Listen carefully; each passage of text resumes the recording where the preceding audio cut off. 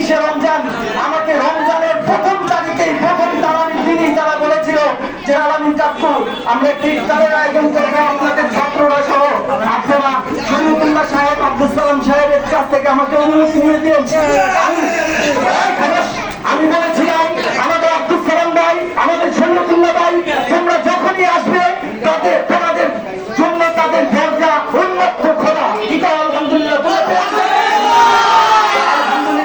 আমাদের এই যুবকরা যারা নিজের অর্থায়নে তারা আজকে এখানে যারা নিজস্ব অর্থায়নে তারা রোজাদারদেরকে ইফতার করাচ্ছে এবং হাদিস শরীফে আছে যে ব্যক্তি কোনো রোজাদারদেরকে ইফতার করাবে সে একটা কবুল রোজার জবাব পাবে। সুবহানাল্লাহ।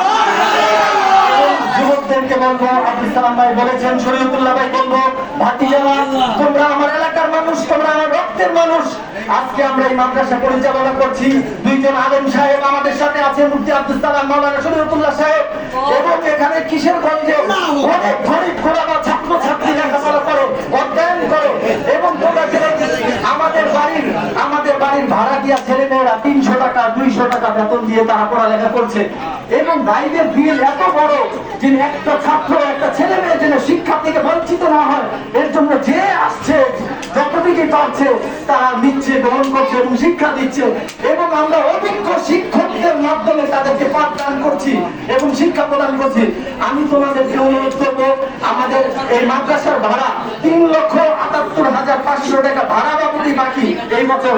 আমি আনিস রিফাত সহ তোমাদের বন্ধুদেরকে বলবো, তোমরা কিছু কিছু এই রমজান মাসে 1 টাকা দান করলে 70 টাকা দান, তোমরা কিছু তোমরা কালেকশন করে আমাদের শরীয়তুল্লাহ সাহেবের কাছে তোমরা দিবা তো ইনশাআল্লাহ?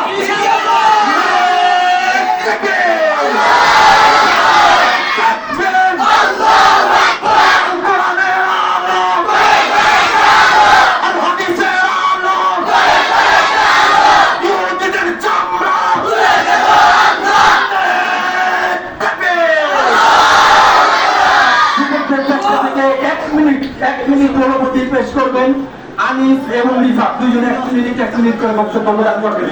সারাদিন তারা খাটাখাটি করে